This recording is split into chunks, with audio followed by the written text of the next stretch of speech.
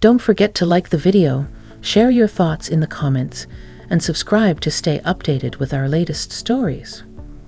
The request felt so ordinary, almost mundane, yet it sent a peculiar little flutter through my chest. It was a Tuesday, one of those relentlessly gray November afternoons where the sky seemed to hang just a few feet above the rooftops. I was at the Daily Grind, my favorite coffee shop, the kind with mismatched chairs and the constant, comforting hiss of the espresso machine. I'd been nursing a lukewarm latte for the better part of an hour, staring out at the damp street, lost in the kind of quiet contemplation that had become a regular companion since my kids had flown the nest and since Richard and I decided our paths were better walked separately. My name is Eleanor, by the way, Eleanor Vance. Most folks just call me Ellie. I was just about to pack up my laptop when my phone buzzed. It was a text from Sarah, my oldest friend, the kind of friend who knows where all your metaphorical bodies are buried because she helped you dig the holes. The message was short. Hey Elle, weird Hugh? Can you give Ben a ride to Oakhaven? His car's in the shop. He's at my place. Ben, Sarah's younger brother. I hadn't seen Ben in, heavens, it must have been at least 15 years. Maybe more.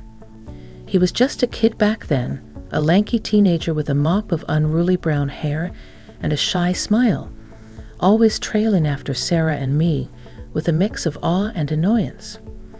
Oakhaven was a good 45-minute drive, a quaint little town nestled in the foothills, known for its antique shops and quiet charm. My afternoon was free, a blank canvas really, so there was no good reason to say no. Sure, I texted back. Be there in 20. Pulling up to Sarah's familiar, slightly ramshackle Victorian house, I saw him standing on the porch, and for a moment my breath caught. This was not the lanky teenager I remembered. This Ben was a man.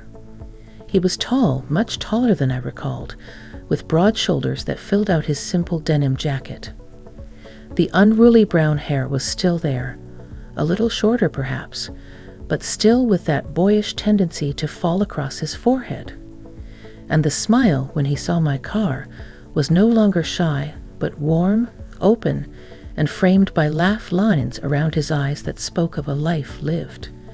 He had a duffel bag slung over one shoulder. He looked, in a word, good. Really good. There was a quiet strength about him, a self-assuredness that was incredibly appealing. I felt a blush creep up my neck, which was ridiculous. I was 52, for crying out loud, not some flustered schoolgirl. He opened the passenger door and slid in, bringing a gust of crisp autumn air and the faint, pleasant scent of sandalwood and something uniquely masculine. Eleanor? Wow, it's been ages. Thanks so much for this. You're a lifesaver. His voice was deeper than I remembered, a smooth baritone that rumbled pleasantly. Ben, it's great to see you. No problem at all, I said, trying to sound breezy, casual, as if my heart wasn't doing a strange little tap dance. So, Oakhaven, huh? What takes you out there? I pulled away from the curb, the old engine of my trusty sit-in humming a familiar tune. Work thing, mostly, he said, settling into the seat. I'm a carpenter, you know. Or maybe you didn't. Anyway, there's this old inn out there, the Willow Creek Inn. They're doing a big restoration, and I'm consulting on some of the custom woodwork. My car decided to throw a tantrum this morning naturally. He chuckled, a nice, easy sound. A carpenter? That's wonderful, Ben. I remember you were always good with your hands. Built that crazy treehouse in your parents' backyard, didn't you? He grinned, and I saw a flash of the boy he used to be. Yeah, the one that nearly collapsed on Sarah. She still gives me grief about that. We fell into an easy rhythm of conversation as the city streets gave way to winding country roads. The gray afternoon light filtered through the bare branches of trees lining the highway, painting the landscape in muted tones. We talked about Sarah, of course, catching up on her latest antics. We talked about his carpentry, the passion clear in his voice as he described the grain of different woods, the satisfaction of bringing old things back to life. He asked about me, too, not just polite questions, but genuinely interested ones. He asked about my empty nest, about my work as a freelance graphic designer, about what I did with my time now that it was more my own. There was an intimacy to the conversation that surprised me. Maybe it was the enclosed space of the car, or the shared history, however distant. Or maybe it was just Ben himself. He had a way of listening, really listening, his hazel eyes focused, a slight smile playing on his lips. I found myself opening up in a way I hadn't with anyone in a long time, talking about the quiet loneliness that sometimes crept in, the feeling of being at a crossroads, unsure of the next direction. He didn't offer platitudes or easy answers. He just listened, nodded, and occasionally shared a thought that was surprisingly insightful. The landscape grew more picturesque as we neared Oakhaven. Rolling hills, dotted with old farmhouses and the occasional vineyard, stretched out on either side of us. The air smelled cleaner, sharper. "It's beautiful out here," I murmured, more to myself than to him. "It is," he agreed, his gaze soft as he looked out the window. "There's a peacefulness to it, good for the soul." He then turned that gaze on me, and for a moment, our eyes met and held. It wasn't a flirtatious look, not exactly. It was something deeper, a flicker of understanding, of connection that sent that same peculiar flutter through me again, stronger this time. I felt a warmth spread through my chest, a feeling I hadn't realized I'd been missing so acutely. It was the simple, profound comfort of being seen, truly seen, by another human being. The drive was almost over. Oakhaven was just around the bend, and a part of me, a surprisingly large part, didn't want it to end. As we drove down Oakhaven's charming main street, lined with its colorful storefronts and gas lamps already beginning to glow in the fading light, Ben pointed towards a grand, slightly weathered building at the far end. "That's it. The Willow Creek Inn." It looked like something out of a storybook, with a wide porch and ivy climbing its stone walls. I pulled up to the entrance. "Well, here we are," I said, trying to keep my voice light. But there was an undeniable undercurrent of something else, a wistfulness perhaps. Ben didn't move to get out immediately. He turned in his seat, facing me more fully. "Eleanor," he began, his voice a little softer now, "I really can't thank you enough. Not just for the ride, but for the conversation. It's been really nice." "It has been nice, Ben," I admitted, meeting his gaze. The air in the car suddenly felt charged, thick with unspoken things. The subtle scent of sandalwood seemed to fill my senses.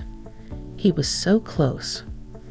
I could see the flecks of gold in his hazel eyes, the way a few strands of hair fell stubbornly across his brow. There was a pause, a breath held, and in that small eternity, I felt a pull, an undeniable magnetism that both thrilled and terrified me. What was happening here? This was Sarah's little brother.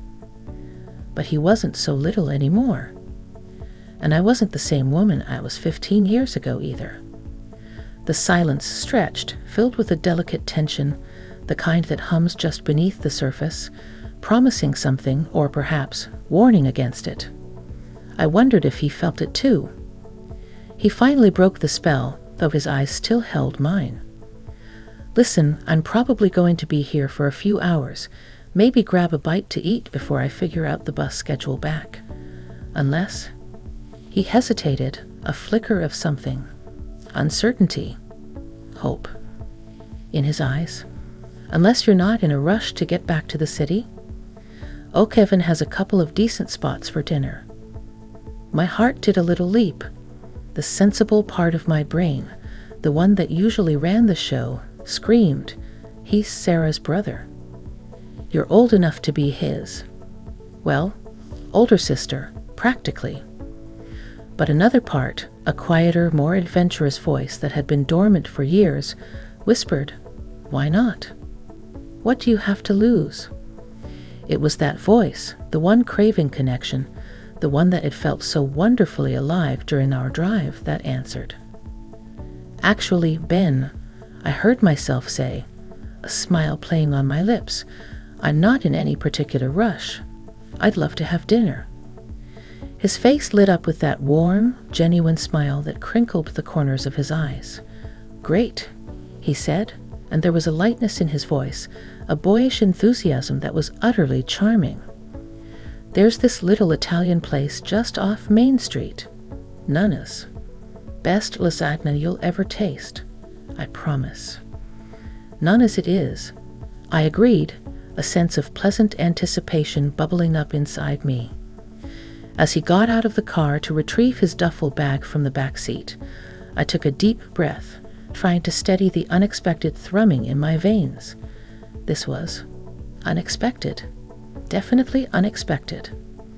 But as I watched him walk around the car, his movements easy and confident, I couldn't deny the spark of excitement, the feeling that this gray November day might just hold a surprising warmth after all. He opened my door for me, a gesture so old-fashioned it was almost startling, yet it felt perfectly natural coming from him. "Shall we?" he asked, offering his arm. I hesitated for just a fraction of a second before resting my hand lightly on his forearm. His touch was warm, firm, and sent a shiver tracing its way up my arm.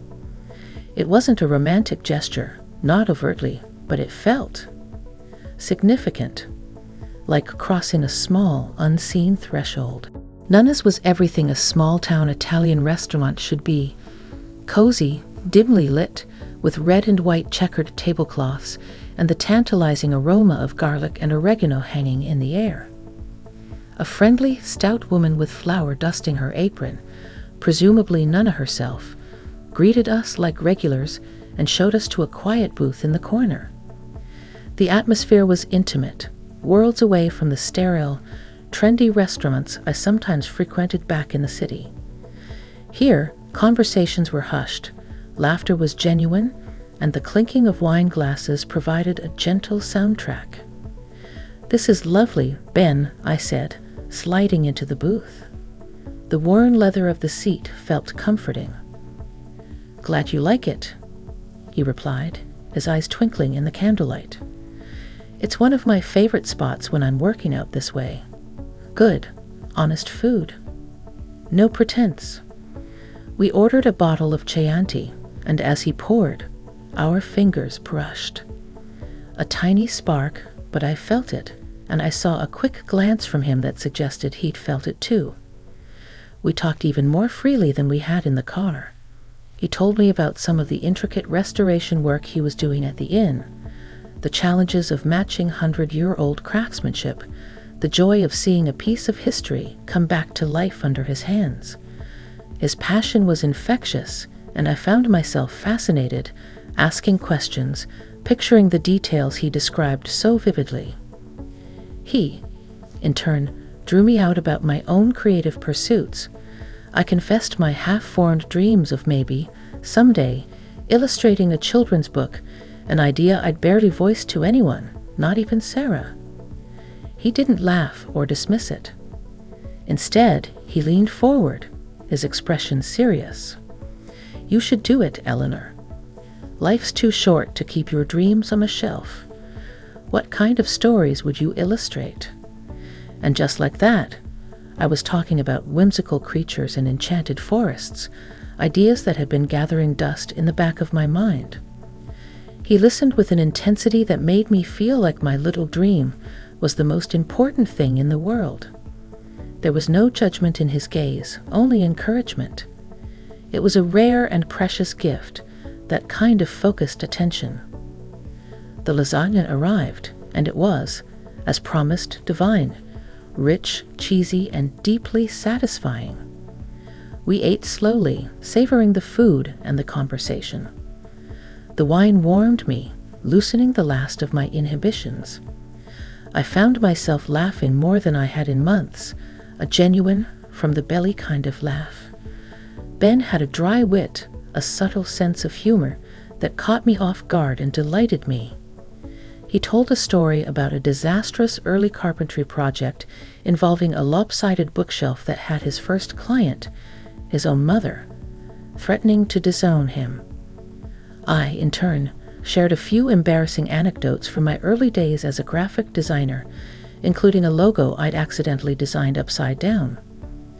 There was an ease between us, a comfortable rhythm that felt as if we'd known each other for years, not just as a friend's little brother, but as equals, peers. There was no awkwardness, no sense of an age gap, just two people connecting on a surprisingly deep level. The candlelight softened the lines on my face, and I hoped made the genuine happiness I felt shine through. He looked at me in a way that made me feel attractive, interesting. Not just Sarah's friend Eleanor, but Eleanor, the woman. As we finished our meal, a comfortable silence settled between us for a moment. The restaurant was quieter now, most of the dinner rush having subsided. Ben swirled the last of the Chianti in his glass, his expression thoughtful. "You know," he said, his voice low and intimate, "I almost didn't ask Sarah to text you today. I figured you'd be busy or, I don't know, just didn't want to impose." "I'm glad you did," I said softly, and I meant it with every fiber of my being. This unexpected evening was turning into something quite special. "Me too," he said, his eyes meeting mine across the table. And there it was again, that look. A look that wasn't just friendly. It was searching, appreciative. It held a warmth that went beyond simple camaraderie. It lingered a moment too long to be casual, sending a fresh wave of heat through me. My breath hitched. I felt like I was on the verge of something, standing on a precipice, the ground both thrillingly uncertain and incredibly inviting beneath my feet. The air crackled with a silent energy, a palpable connection that had been building steadily since he'd first slid into my passenger seat. The rest of the world seemed to fade away, leaving just the two of us in the warm glow of Nana's, on the cusp of something. I wasn't sure what, but my heart was pounding with a mixture of trepidation and a wild, unfamiliar hope. He reached across the table then, his hand covering mine where it rested near my wine glass. His touch was gentle but firm, his fingers calloused from his work, a stark contrast to the softness of my own. It wasn't a possessive gesture or a presumptuous one. It felt reassuring, grounding, and yet it sent a jolt of electricity straight up my arm and into my heart, which now seemed to be beating in my throat. "Eleanor," he said, his voice barely above a whisper, his thumb stroking the back of my hand almost imperceptibly. "This has been more than just a dinner. For me, anyway." My throat felt tight. I could only nod, my eyes locked on his. The intensity in his gaze was captivating, drawing me in. I saw vulnerability there, and a sincerity that disarmed me completely. All the societal norms, the shoulds and shouldn'ts that usually governed my thoughts, seemed to melt away like mist in the morning sun. What remained was a pure, unadulterated human connection, a spark between two souls that had, against all odds, found each other in the most unexpected of ways. I haven't felt this comfortable, this connected with someone in a very long time, he continued, his honesty like a balm. Maybe ever. "Me neither, Ben," I managed to say, my voice a little shaky. And it was true. The ease I felt with him, the way I could just be myself, unvarnished and real, was something I hadn't experienced in years, perhaps not even with Richard in the later stages of our marriage. This felt different, fresher, more authentic. He smiled then, a slow, gentle smile that reached his eyes and made them shine. "So," he said, his thumb continuing its hypnotic little dance on my hand, "what happens now?" It was a simple question, but it hung in the air, heavy with possibility. What did happen now? I had no map for this territory, no pre-written script. Part of me wanted to pull my hand away, to retreat to the safety of the familiar, to thank him for a lovely evening and drive back to my quiet, orderly life. But a much larger, more insistent part of me, the part that had felt a flicker of true aliveness today, wanted to lean in, to explore this uncharted path. "I don't know," I confessed, a small, nervous laugh escaping me. I guess we figure it out." His smile widened.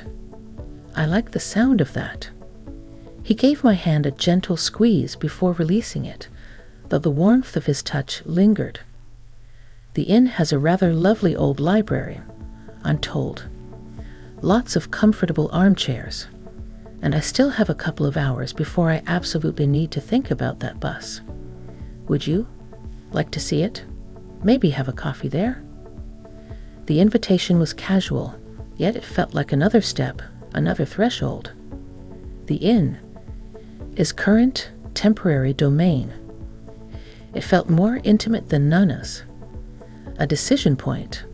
My mind raced. Sarah would have a fit. Or would she? She always said I needed to get out more, to live a little. And what was I really considering? A coffee. A conversation in a library. It was innocent. Mostly.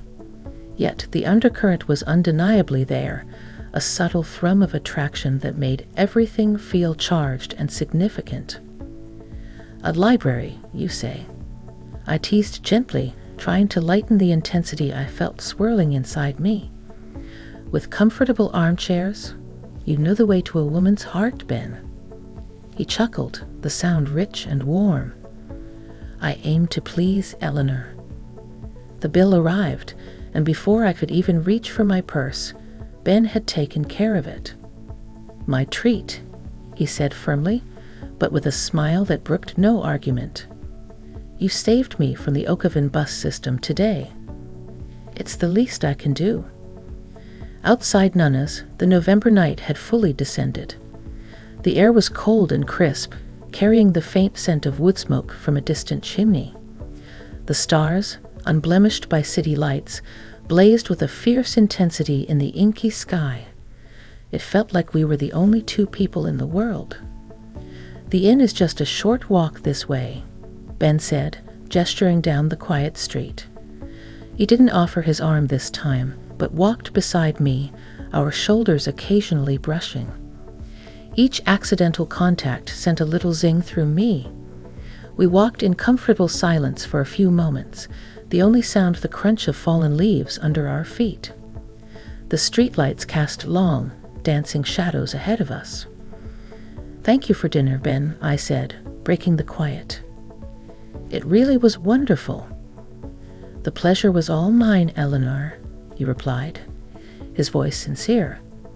He glanced at me, his profile sharp and handsome in the dim light. "I meant what I said in there. This has been a really good day." "For me too," I admitted, and it was true. A day that had started with gray skies and a sense of enmity was ending with a feeling of possibility, a quiet thrill. The Willow Creek Inn loomed before us, its windows glowing with a welcoming warmth. It looked even more charming up close, a relic of a bygone era, lovingly preserved. As we stepped onto the wide, creaking porch, I felt a sense of stepping back in time. The lobby was just as Ben had hinted, all dark wood. Antique furniture and a grand stone fireplace where a cheerful fire crackled and popped casting dancing shadows on the walls.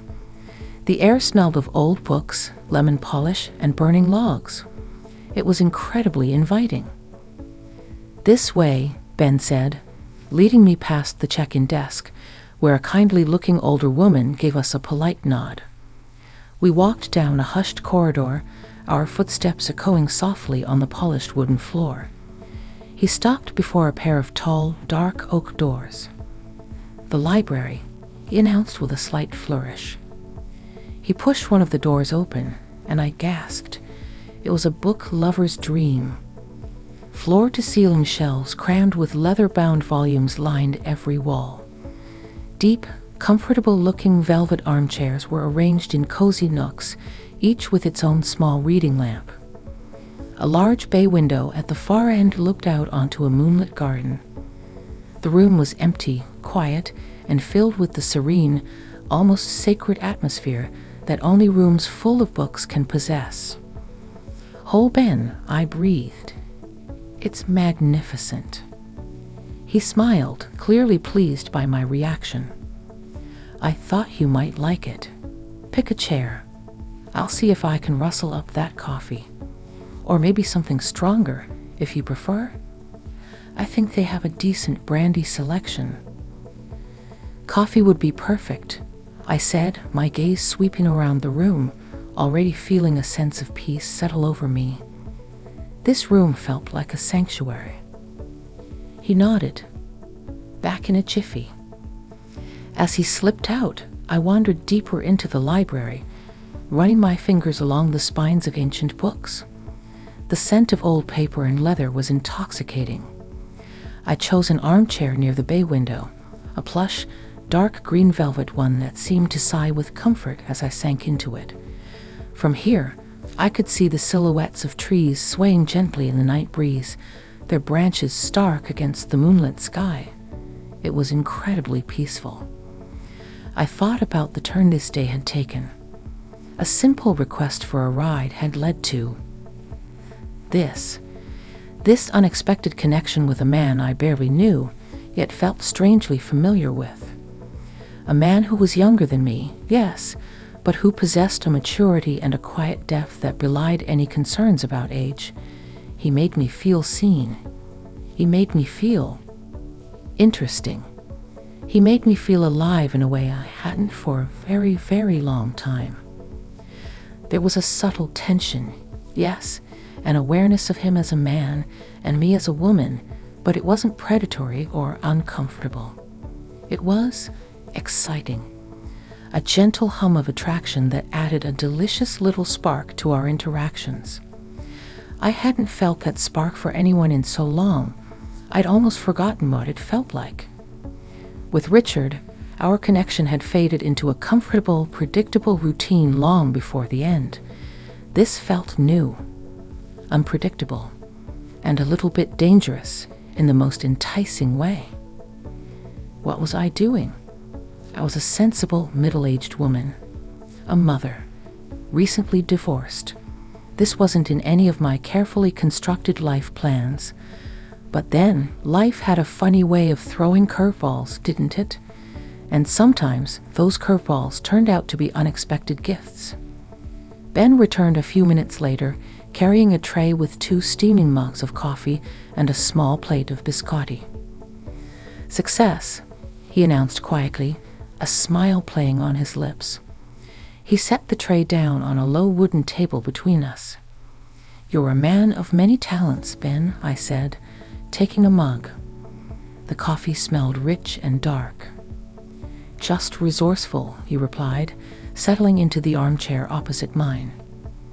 He leaned back, looking completely at ease, as if this, sitting in a quiet library, sharing coffee with me, was the most natural thing in the world. We sipped our coffee in comfortable silence for a few moments, the only sounds the crackling of the fire from the distant lobby and the occasional sigh of the wind outside. The atmosphere was intimate, cocoon-like. I felt a sense underscore of profound contentment wash over me.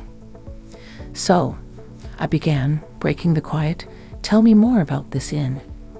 What's the most interesting thing you've discovered while working here?" His eyes lit up, and he launched into a story about a hidden compartment he'd found in an old writing desk, containing a bundle of letters from the early 1900s, written by a woman to her lover who was off at war.